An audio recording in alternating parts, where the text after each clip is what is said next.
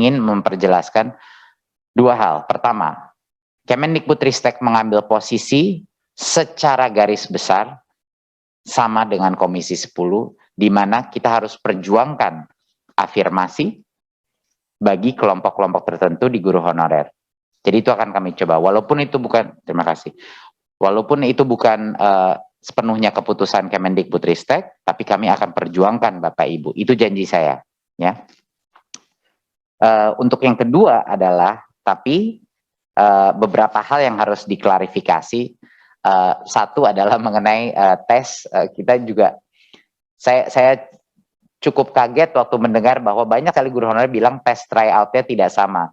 Saya nggak tahu mungkin pengalaman dari mana bocoran itu biasa diberikan, tapi waktu saya melihat, saya berbicara sama Mas Iwan, kenapa berbeda? Oh, maksudnya yang berbeda itu bukan, waktu saya ngomong, mereka mengira akan diberikan jawabannya.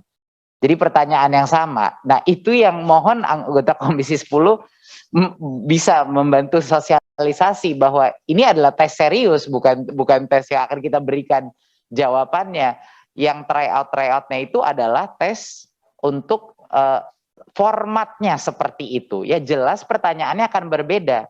Atau itu akan sama kayak dulu di UN ada keluar-keluar bocoran gelap, ujian sama aja. Itu bukannya kita tidak akan mengakses kemampuan.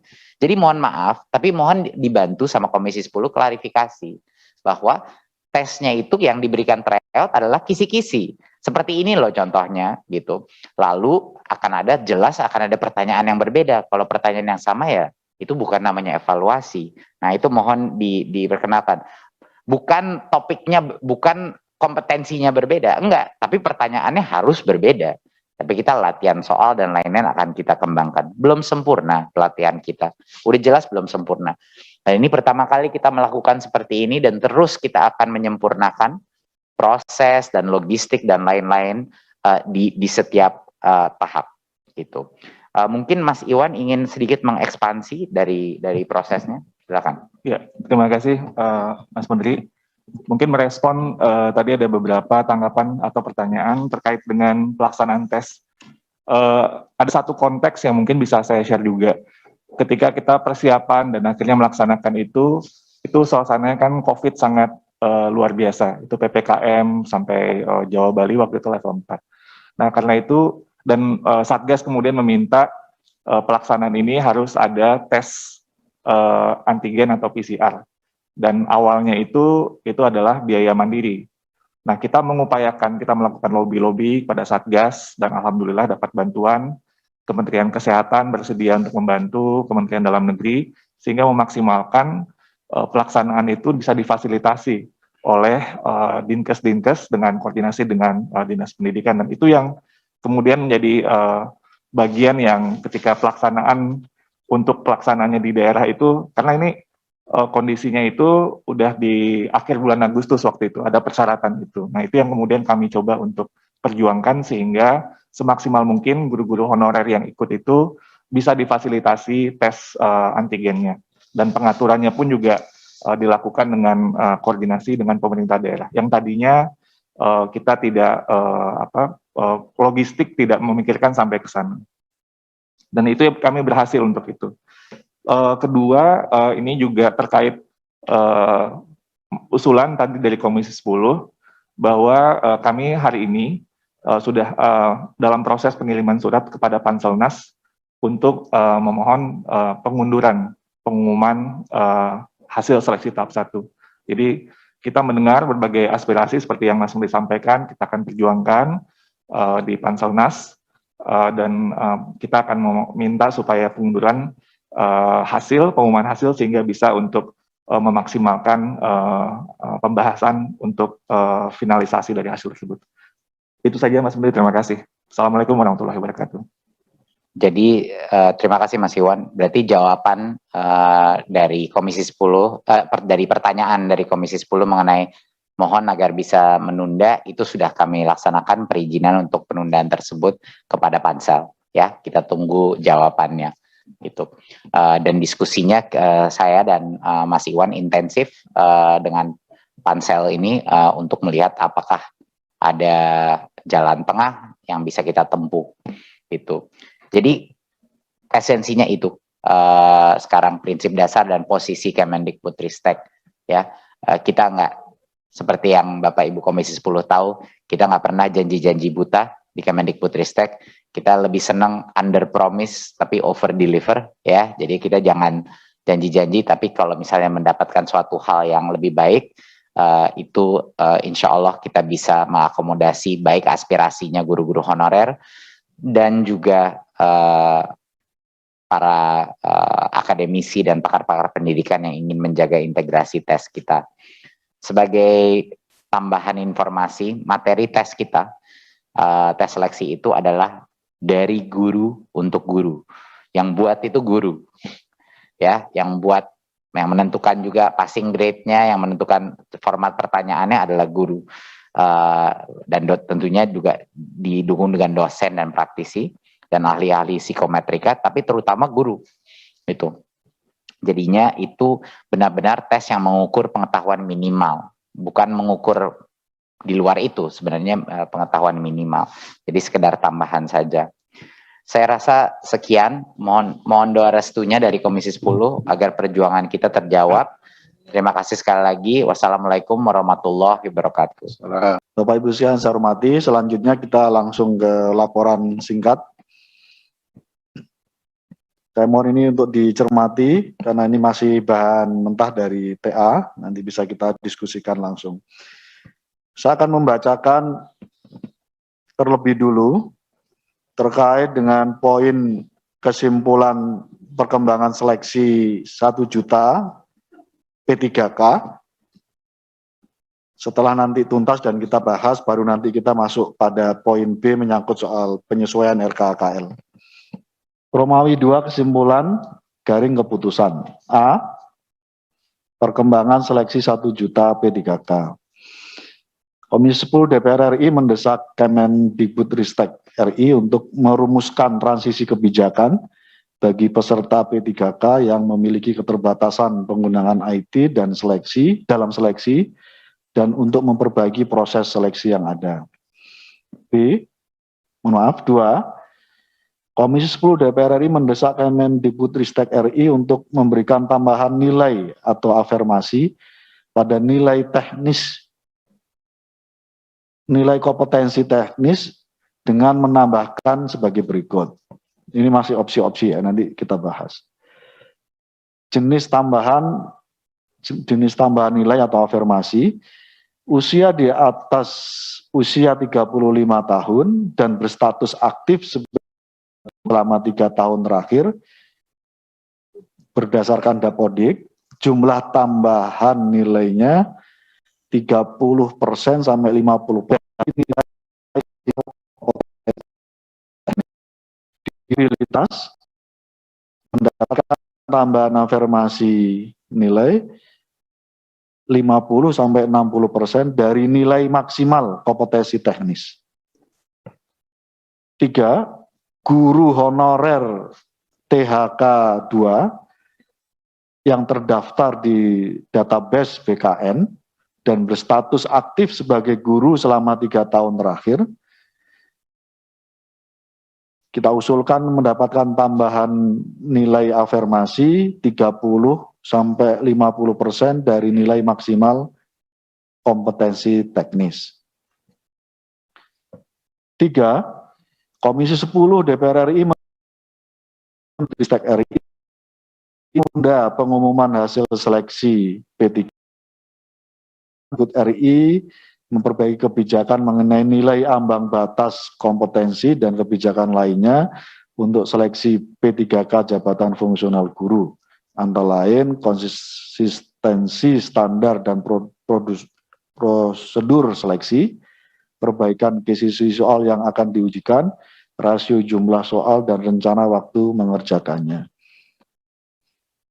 Ini mungkin nanti perlu kita koreksi, semangatnya penundaan dalam rangka untuk menambahkan afirmasi sebenarnya. 4. Komisi 10 DPR RI mendesak Kemendikbudristek RI untuk membuat skema pembuatan tes PCR bagi guru honorer yang mengikuti ujian seleksi P3K untuk jabatan fungsional guru. 5. Komisi 10 DPR RI dan Kemendikbudristek RI sepakat akan menjadwalkan rapat kerja dengan KL terkait untuk mengetahui tindak lanjut keputusan rapat kerja ini mengenai permasalahan seleksi P3K tahap pertama untuk jabatan fungsional guru paling lambat sebelum tanggal 6 Oktober 2021. Saya belum membacakan kesimpulan yang penyesuaian RKKL, kita akan bahas tuntaskan dulu terkait dengan kesimpulan perkembangan seleksi 1 juta P3K. Saya persilahkan masukan dari Bapak Ibu. Izin Pak Ketua, Adrianus Golkar. Kami persilahkan Pak Andrianus. Terima kasih Pak Ketua, yang terhormat Ketua dan para pimpinan Komisi 10 serta anggota Komisi 10, yang saya hormati Bapak Menteri RI beserta jajaran. Saya ingin usul Pak Ketua, sebelum di perkembangan seleksi 1 juta P3K, angka 1 itu kalau bisa ditambahkan kata-kata Komisi 10 mendesak Mendikbudristek RI sungguh-sungguh memperhatikan pendapat, aspirasi, masukan dari Komisi 10 yang terkait atau terhadap hal sebagai berikut. Setelah itu baru angka 1, angka 2, dan seterusnya. Jadi sebelum angka 1, 2, 3 Pak Ketua, di Komisi 10 mendesak Mendikbudristek RI untuk sungguh-sungguh memperhatikan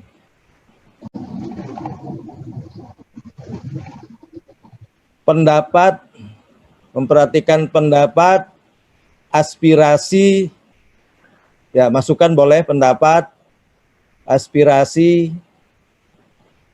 dan masukan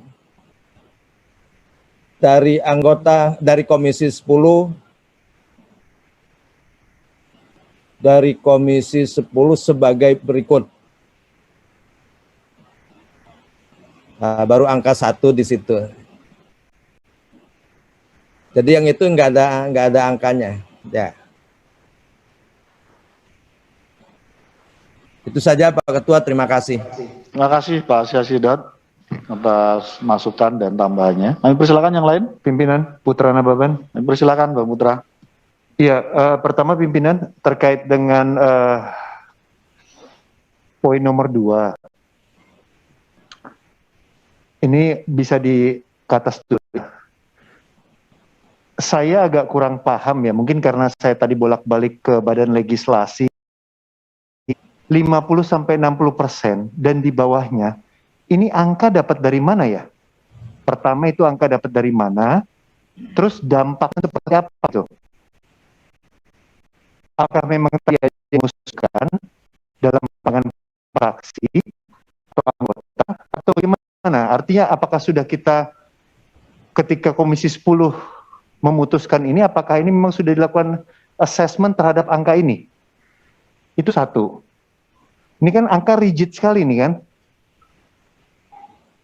Ya, apakah memang mau dibuat serigid ini? Mungkin kita bahas dulu dampak dan efeknya terhadap para guru ini. Yang kedua, di poin nomor 3, bisa kita turun lagi sebentar. Itu turun atau naik ya, poin nomor 3.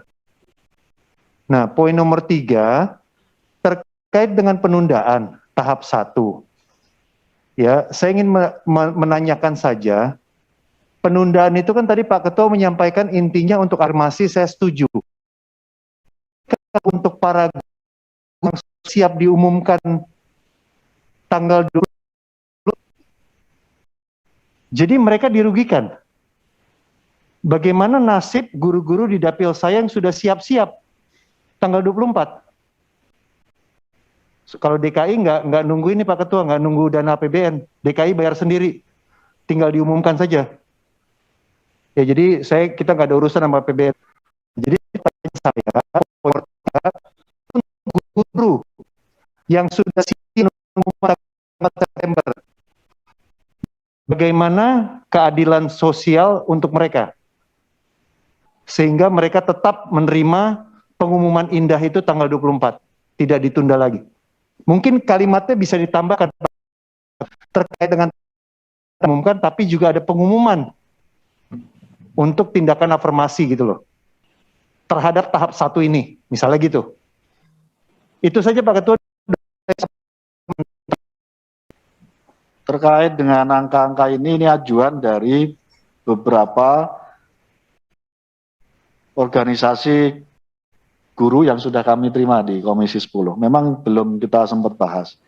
Karena itu forum ini sekaligus ada pihak Kemendikbud tentu mengapresiasi dan punya angka ini. Itu sudah dari beberapa organisasi guru yang di komisi kita.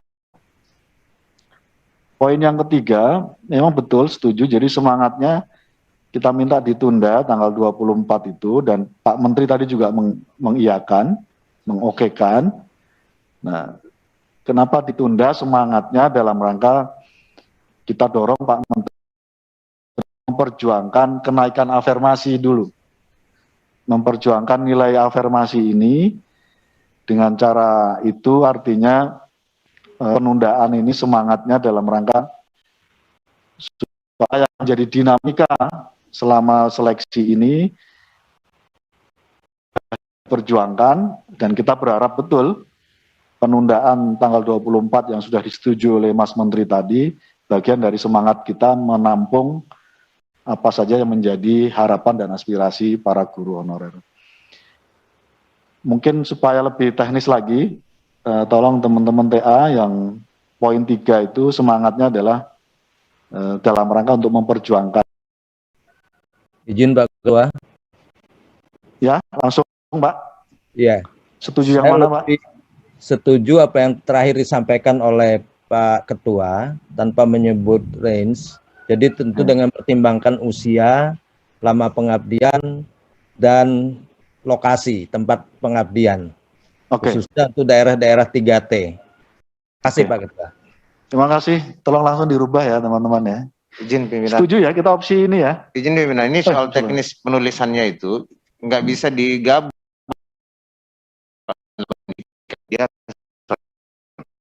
Angka minimal gini Pak Ketua. Kita ini kan pejabat politik tidak mengerti teknis dan perhitungan di sana ya.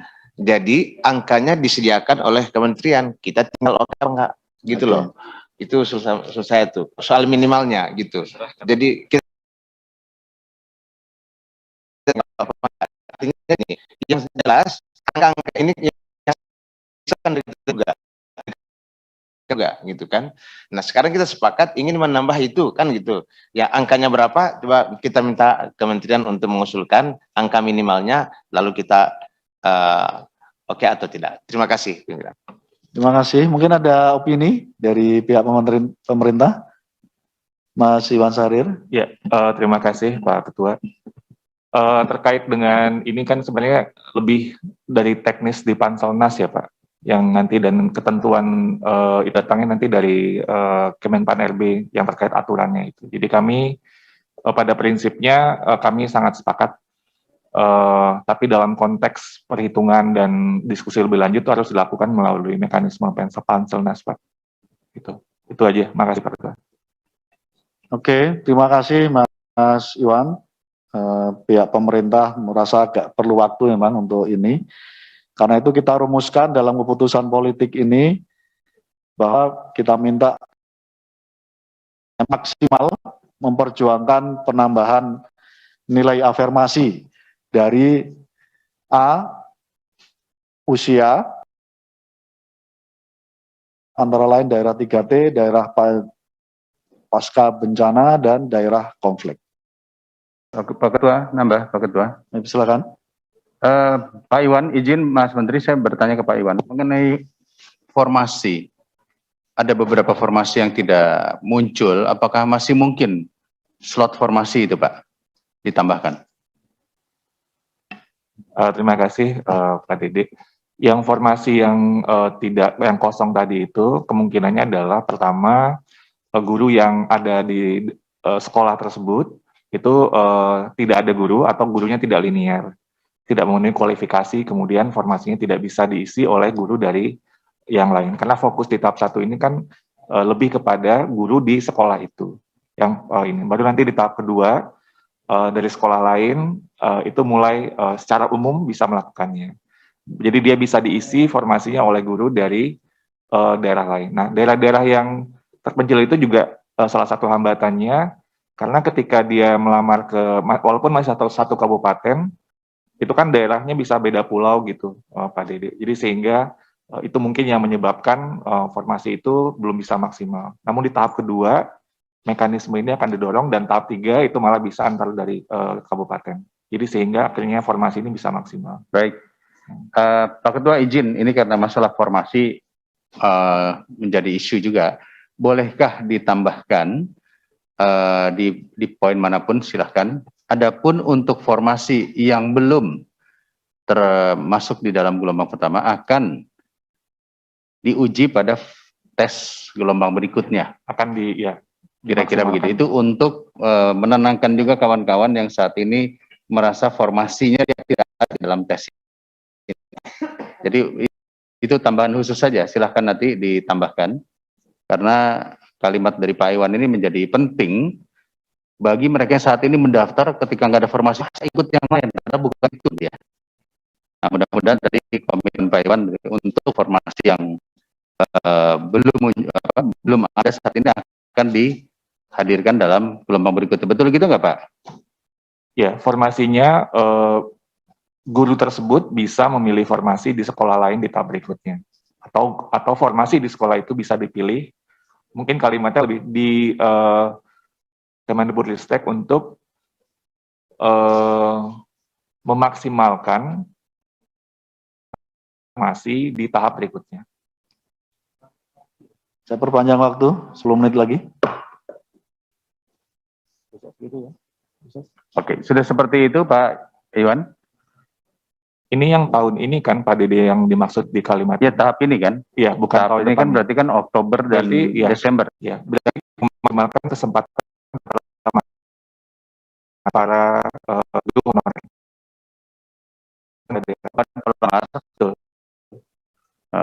Kepada pelamar yang belum apa nih? Jadi kalau itu daerah yang belum mengusulkan tuh untuk tahun depan itu Pak Dede. Oh, kan ada yang masih belum mengusulkan tahun ini. Jadi bukan daerah ya? Ya makanya saya klarifikasi dulu. Iya, kalau ini kan maksudnya yang tahun ini kan. Yang tahun ini. Berarti itu daerah yang belum mengusulkan itu dihapus saja. Kesempatan pemilihan formasi. Memaksimalkan kesempatan pemilihan formasi. Memaksimalkan kesempatan pemilihan formasi. Yang masih kosong. Pemilihan formasi yang masih kosong. Kepada pelamar guru honorer untuk mengikuti seleksi tahap 2 dan tahap selanjutnya di tahun ini. Tahun ini. Tahap 2 dan tahap 3 di tahun ini. Tahap 2 dan tahap 3 ya. Di tahun 2020. Gitu ya? Betul Pak. Baik, terima kasih Pak Iwan. Terima kasih Kang Dede, Pak Iwan. Bapak Ibu, ada yang ingin lagi? Oh, satu lagi itu Pak Ketua, mohon maaf. Ya. Yang tes kesehatan tadi, tes PCR itu nomor berapa ya Pak? Nomor 4. Nomor 5. Nomor 5. Nomor 5. Itu skema tes bantuannya itu kalau dari Kementerian Kesehatan itu tes antigen Pak. Sesuai dengan Satgas juga, itu bisa antigen. Bantuan tes antigen atau antigen. Swab antigen. Tambahan informasi Pak, di daerah itu PCR susah Pak. Jadi lebih tersedia antigen. Ya, karena juga ini wilayahnya kabupaten kota. Kalau PCR itu biasanya di provinsi. Oke, makasih Pak Iwan. Pimpinan. Ibu Sestir. Pimpinan, saya masih mau nambahin yang nomor 4, pimpinan itu nanti redaksionalnya bisa dibantu. Artinya dalam konteks afirmasi kita berharap nanti mereka yang mendapatkan afirmasi mungkin dengan nilai yang jauh lebih baik dari yang sudah ditetapkan, jangan sampai mendorong mereka yang sudah ditetapkan malah keluar pimpinan. Ya. Ya. Jadi Pasti. wordingnya Pasti. nanti kalau kita terima aspirasi lagi komplain repot juga kita ini. Oke, terima kasih. Oke. Bapak Ibu cukup terkait dengan isu ini? Perkembangan selesai 1 juta cukup? Pimpinan, bentar. Jadi problem yang nomor 3 itu belum yang sampai sekarang, Mas Menteri, ini yang pemahaman daerah ini kan berbeda-beda. Karena melalui transfer umum kemudian masuk ke APBD, ini kemudian mereka dikoreksi dengan refocusing untuk urusan COVID-19, maka ini seringkali ini menurut saya harus dikelirkan betul nih, Pak. Topik beda Pak, yang nomor 3 itu bukan masalah Pemda mengajukan formasi. Topik 3 itu nggak ada pelamar untuk formasi yang udah kebuka. Yang 179.000 itu maksudnya yang pertanyaan Ya, Kang Deddy. bukan itu ya? Oke. Tadi Mas Pur, saya tambahkan untuk menjelaskan terkait dengan formasi tambahan itu memang tidak ada di tahun ini. Jadi asumsinya baru tahun 2022 yang pengajuan dari pihak Pemda itu. Jadi poin ketiga yang dimintakan oleh Kang Dede tadi lebih kepada memberi kesempatan kepada peserta didik, peserta pelamar untuk yang formasi yang masih kosong. Ada di halaman 7 Pak itu angka-angkanya. Bapak Ibu cukup? Setuju? Oke, terima kasih.